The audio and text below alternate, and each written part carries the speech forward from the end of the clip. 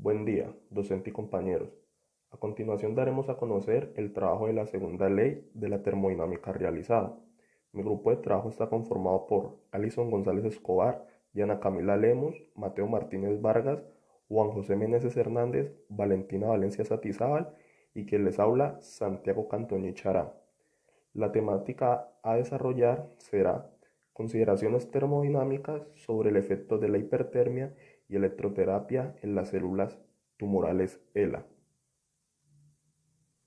Bien, para el desarrollo del análisis termodinámico de la segunda ley tuvimos en cuenta tres artículos. El primero de ellos fue el uso de la hipertermia en el tratamiento del cáncer.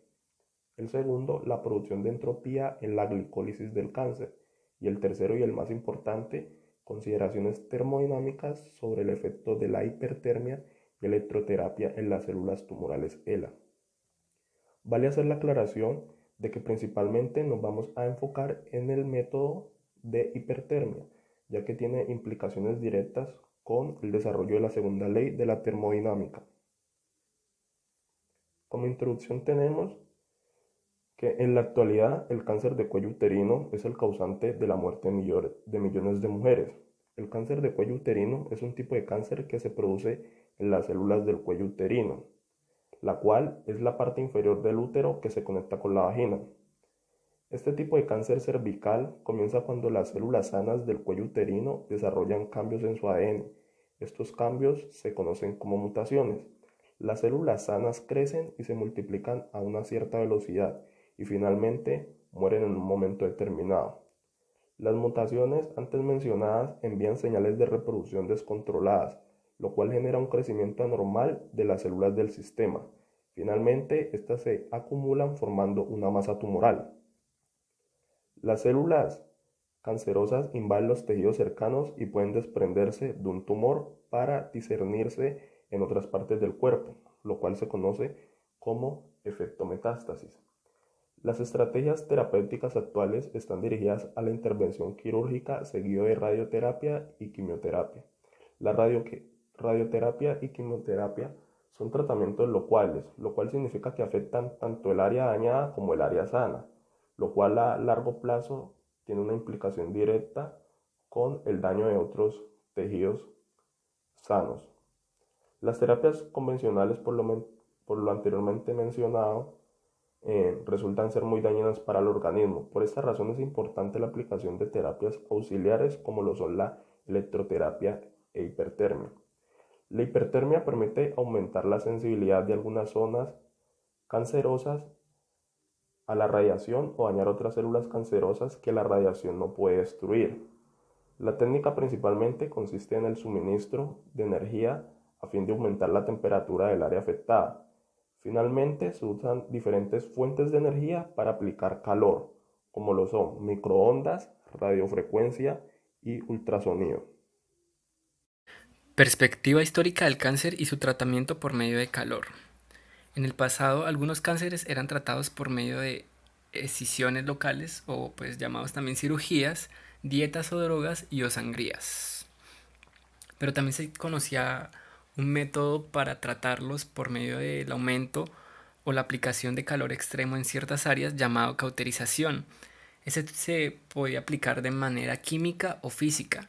Los que eran aplicados de manera química utilizaban algo llamado ungüentos cauterizadores, que simplemente era hierbas o diferentes elementos que permitían el aumento de la temperatura en dichas regiones o áreas donde se encontraba la afectación o la enfermedad.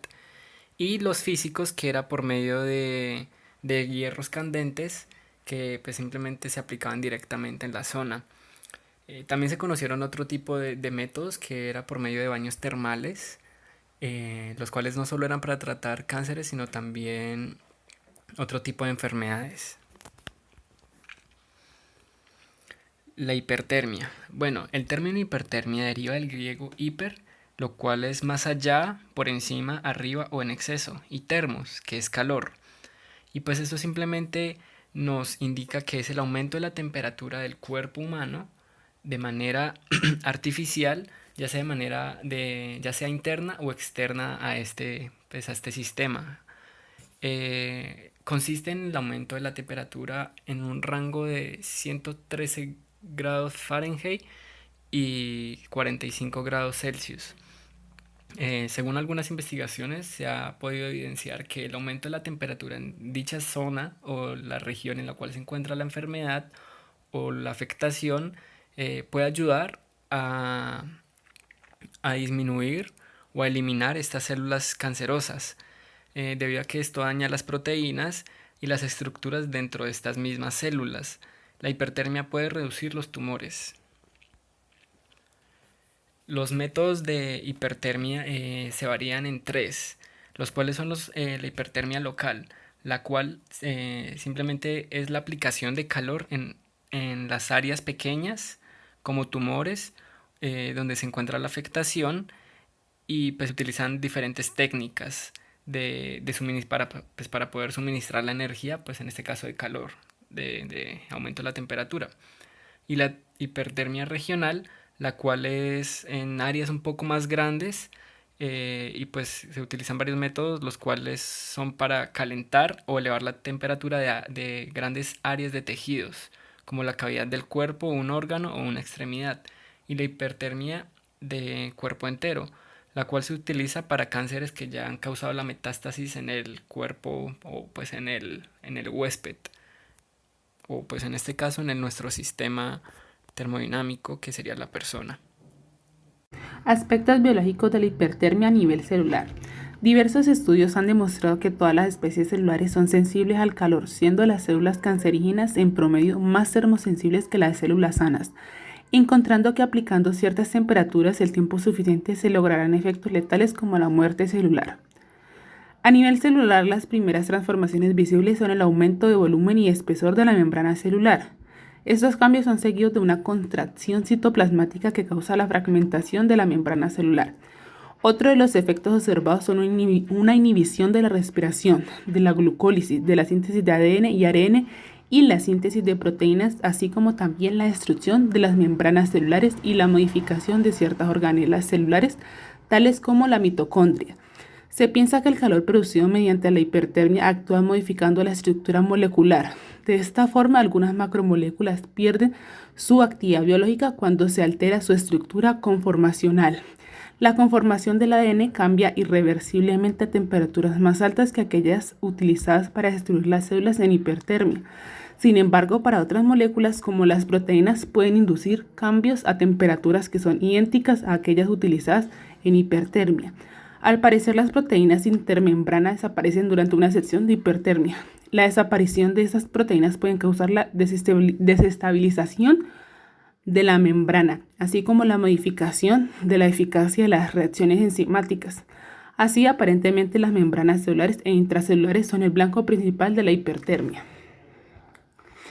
El efecto Warburg.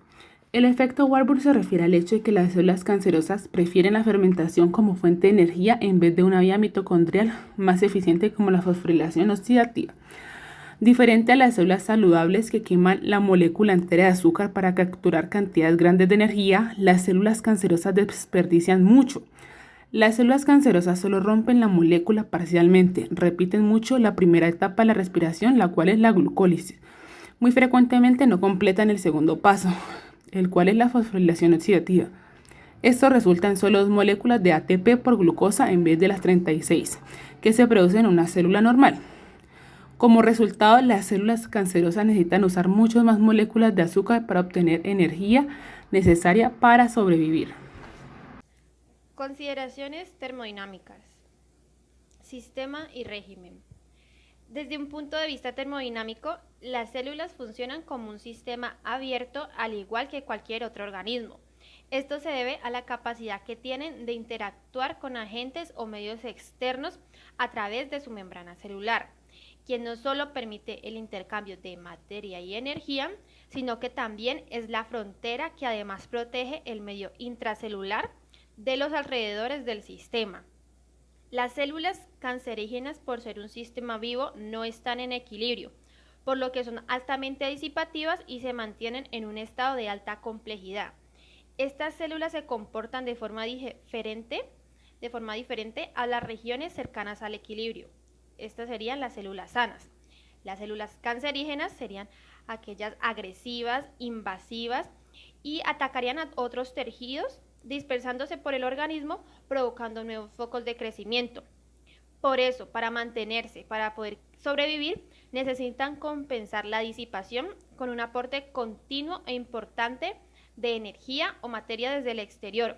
De alguna manera podemos decir que ellas se autoorganizan fuera del equilibrio termodinámico, acoplándose a su propio equilibrio. Esto mediante procesos no espontáneos del anabolismo y espontáneos del catabolismo, manejando un régimen estacionario. Segunda ley de la termodinámica.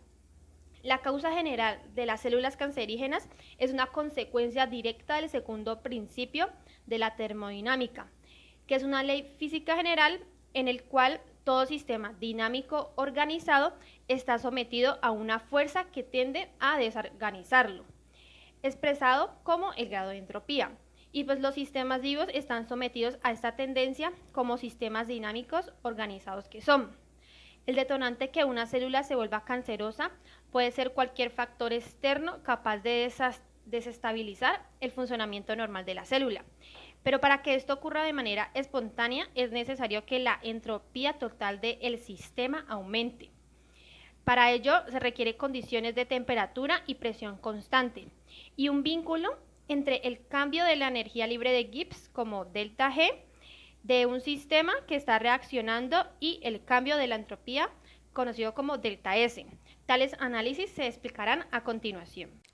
Efecto de la entropía y cambios en la temperatura. En este artículo se emplea la entropía para determinar las reacciones fundamentales del mecanismo de glicólisis en la línea tumoral. Para ello se utiliza la producción de entropía por unidad de tiempo, donde nos ayuda a seleccionar los pasos en un mecanismo de red compleja de todas estas reacciones bioquímicas, para que así a su vez podamos observar cómo representa un comportamiento distintivo asociado con la robustez del cáncer. Esto se halla a través del cálculo de la velocidad de producción de entropía, como ya lo dije, las cuales serían en principio las dianas potenciales en el tratamiento del cáncer. Pero entonces, ¿qué relación tiene la hipertermia con la entropía? Entonces, de la hipertermia nos habla acerca del aumento de la temperatura del cuerpo por encima de lo normal. Entonces allí nos dice que las células cancerosas no tienen más sensibilidad al calor que las células sanas. El tumor como tal tiene una báscula incapaz de disipar el calor, de desaparecerlo. Entonces en sí, ¿qué sucede cuando se calientan estas células tumorales? Donde ya dijimos que no se podía disipar el calor. Entonces allí lo que sucede es que sube una temperatura cercana aproximadamente a los 40 grados o 43 grados centígrados. Y allí entonces estas células tumorales, como no pueden disipar el calor, ellas se desnaturalizan sus proteínas y se convierten en un cuerpo extraño. Y entonces así se vuelven reconocibles para el sistema inmune, ya que cambia su estructura. Entonces, ¿por qué se utiliza el concepto de entropía en este artículo? Principalmente se utiliza para la tasa de producción de entropía debido a que esta nos permitió medir la relación de la energía calórica y la temperatura. La entropía nos permite medir la parte no utilizable de la energía contenida dentro de cada uno de los procesos de las reacciones del proceso de la glicólisis. La tasa de producción de entropía se halla calculando el diferencial inexacto de la entropía con respecto al diferencial del tiempo, a temperaturas y presiones constantes, y despreciando sus efectos difusivos y las medidas de resistencia de estas deformaciones. De cada una de las reacciones del proceso de glicólisis se evaluó sin pérdida de generalidad como hallando la entropía, donde ésta es igual a -1 con respecto a la temperatura, por el delta de la energía libre de Gibbs por el flujo generalizado, donde se representa el flujo generalizado, la velocidad de reacción y la fuerza generalizada. Es decir, todo esto nos explica la variación de la energía libre de Gibbs. ¿Y por qué hablamos de la variación de esta energía? Se habla por la condición del equilibrio de espontaneidad de todo este proceso glicolítico para conocer todas las reacciones que conforman este mecanismo y representen objetivos potenciales para el desarrollo de terapias anticancerígenas. ¿Y por qué hablamos de la variación de esta energía? Se habla por la condición del equilibrio de espontaneidad de todo este proceso glicolítico para conocer todas las reacciones que conforman este mecanismo y representen objetivos potenciales para el desarrollo de terapias anticancerígenas. Energía libre de Gibbs. Es un potencial termodinámico que se puede usar para calcular el máximo de trabajo reversible que puede realizarse mediante un sistema termodinámico a una temperatura y presión constantes.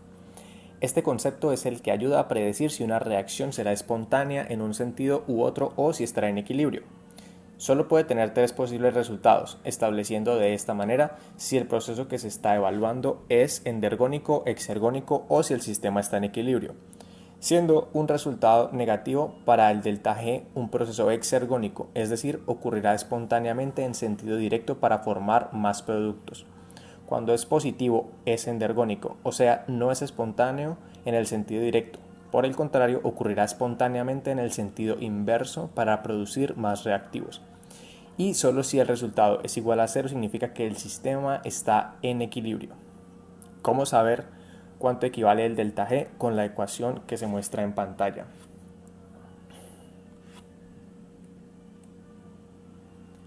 Efecto de la energía libre de Gibbs. La segunda ley de la termodinámica establece que todo proceso espontáneo va a aumentar la entropía universal. Sin embargo, puede ocurrir lo contrario según un proceso que no es espontáneo de manera directa, o sea, un proceso endergónico según lo visto anteriormente. No se generará entropía, sino que por el contrario se verá disminuida. Cabe decir que normalmente la entropía en los sistemas físicos tiende a aumentar. Sin embargo, cuando se suministra trabajo, como sucede en los organismos vivos, esta disminuye, como es el caso de las células humanas.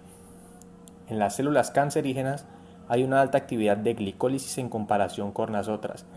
Esto se conoce como el efecto Warburg, visto anteriormente. Por tanto, el aumento de este proceso en las células genera un aumento de entropía. Es decir, el aumento entrópico es directamente proporcional al aumento glucolítico. Este desbalance ocurre por la acción de la lactato deshidrogenasa o LADH, que es la encargada de la conversión del producto en lactato y a su vez oxida el NADH en NAD+, ya que el lactato se puede expulsar al medio intracelular y el NAD+ es requerido para realizar más glucólisis y es por esto que hay un aumento de robustez. Entonces, teniendo en cuenta lo anteriormente mencionado, si hay una disminución en la entropía, habrá una disminución en la acción de la lactato deshidrogenasa y por ende disminución en la actividad glucolítica, lo que generaría un efecto adverso a la robustez. La implementación de la hipertermia, como su nombre lo indica, implica un aumento de temperatura sobre un sistema. Entonces, usando la ecuación mostrada para el cálculo de la entropía, ante un aumento de temperatura, el valor de entropía se verá disminuido y al disminuirse el valor entrópico, la acción de la lactato deshidrogenasa se ve considerablemente reducida, como se logra apreciar en la tabla del lado izquierdo, donde se compara la entropía contra la temperatura en grados Kelvin, generando de esta manera un efecto beneficioso para el tratamiento del cáncer. Finalmente, el uso de la energía libre de Gibbs permite tener un estimado de los niveles entálpicos y entrópicos de un sistema. En este estudio fue de gran utilidad ya que permitió tener un estimado de los niveles de desorden del sistema, que a su vez se ve reflejado en la medición de la robustez del cáncer y otros factores claves para mejorar la terapia. La efectividad de la hipertermia como terapia auxiliar principalmente radica en los efectos que tiene sobre reacciones fundamentales de la célula, como lo son principalmente el proceso glucolítico del cáncer, que es mediante este proceso que se genera la robustez metabólica del cáncer.